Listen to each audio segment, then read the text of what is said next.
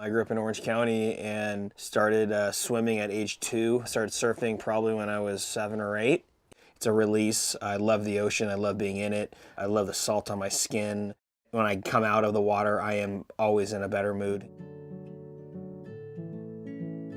We have the perfect weather here for surfing, for growing grapes, for living a great lifestyle.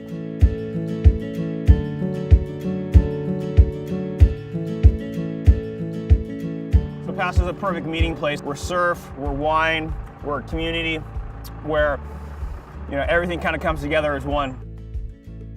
Grenache is one of these large cluster varietals that just really gives big juicy flavors. We've been really lucky this year in Paso Robles that we've had such an ideal growing conditions, which makes it one of the best growing regions in the world, I think, for Rhone varietals. Tasting great. I'm happy.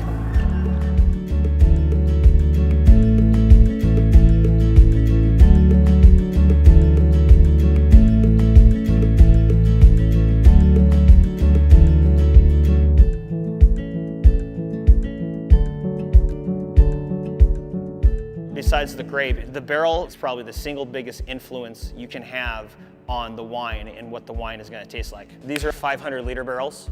Next to us, 228-liter barrels, which is the standard size that we use here in the wine industry. They're called Bordeaux exports. This is 110 liters, and so that's half a regular barrel. And so the big point with these barrels is surface area. And so when you put wine into them, wine extracts the oak flavor. Oak is one of the 5 species of wood that actually holds liquid. They're planed, they're bent and toasted to the winemaker specification, and toast level has to do with how intense you want your oaky flavor to be. The lighter it is, the more tannin, which is in the oak, is going to be there. The heavier it is, the more smoky, the more coffee, more espresso types of flavor are going to occur.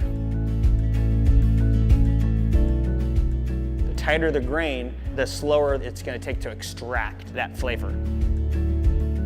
In American oak, you're going to have a higher vanilla content or vanillin content, and you're also going to have more coconut flavors, where in French oak, you're going to get more of your baker's spices, your cardamoms, your cinnamons, your cedar. That's the way it works out in the barrel world.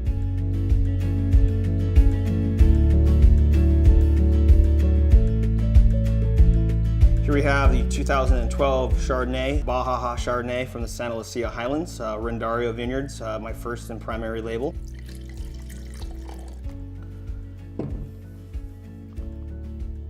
So this Chardonnay comes from about an hour and a half north of Paso Robles from Mirasoleil Vineyards. I do the fermentation in new French oak, concrete tanks, and also stainless steel.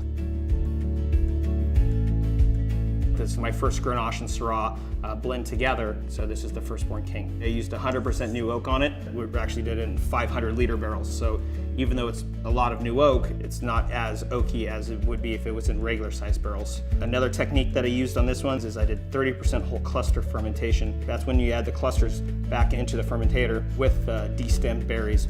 It gives you savory notes, it gives you white pepper notes, and it just gives you this meatiness and texture.